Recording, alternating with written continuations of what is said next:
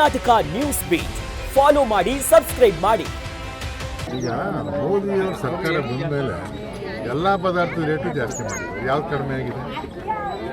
ಅವ್ರು ಹಚ್ಚೇ ದಿನ ಅಂತ ಭಾಷಣ ಮಾಡ್ಕೊಂಡು ರೇಟ್ ಜಾಸ್ತಿ ಮಾಡೋದು ಹಚ್ಚೇ ದಿನ. ಅವು ಬಂದಾಗಿಂದ ಪೆಟ್ರೋಲು, ಡೀಸೆಲ್ಲು, ಆರು ಪದಾರ್ಥಗಳ ಬೆಲೆ ಎಲ್ಲ ಜಾಸ್ತಿ ಆಗಿ ಯಾವ್ದು ಕಡಿಮೆ ಆಗಿದೆ? ಯಾವ್ದು ಕಡಿಮೆ ಮಾಡಿದ್ದಾರೆ?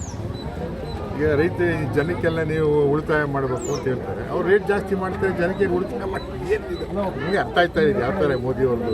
ಅಂದರೆ ಬಿಜೆಪಿ ವಾದ ಸರ್ ಏನಂತ ಹೇಳಿದ್ರೆ ಯುದ್ಧ ಶುರುವಾಗಿದೆ, ನಮ್ಮ ದೇಶಕ್ಕಷ್ಟೇ ಅಲ್ಲ ಪ್ರಪಂಚವೇ ಬಾಧಿತ ಆಗಿಲ್ಲಪ್ಪ. ಈಗ ತಾತ್ಕಾಲಿಕವಾಗಿ ಅಲ್ಲಿಂದ ಬರ್ತಕ್ಕಂಥ ನಮ್ಮ ಆಯಿಲಿನೆಲ್ಲ ತೊಂದರೆ ಆಗಿದೆ. ಒಂದು ವಿಧದಲ್ಲಿ ಒಪ್ಕೊಳ್ಳೋಣ.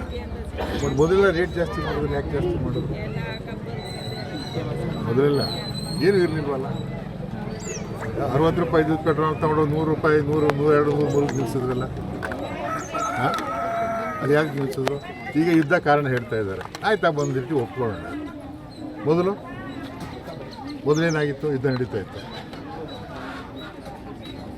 ಅದರಿಂದ ಮೋದಿಯವ್ರಿಗೆ ಬಡವರನ್ನು ರಕ್ತ ಹೀರಿ ಹಣ ಸರ್ಕಾರಕ್ಕೆ ತಗೋಬೇಕು ಅಂತ ಉದ್ದೇಶ ಇದ್ದಾಗಿದೆ. ಅವ್ರು ಜನರಿಗೆ ಸಹಾಯ ಮಾಡೋಕ್ಕೆ ಬಂದಿಲ್ಲ. ಏನು ಜನರಿಗೆ ಹೊರೆ ಹೊರಿಸ್ಲಿಕ್ಕೆ ಬಂದಿದ್ದಾರೆ.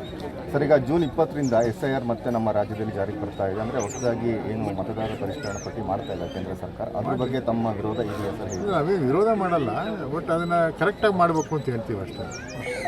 ವಿರೋಧ ಯಾಕೆ ಮಾಡ್ಬೇಕು? ನಾವು ವಿರೋಧ ಏನು ಮಾಡಲ್ಲ.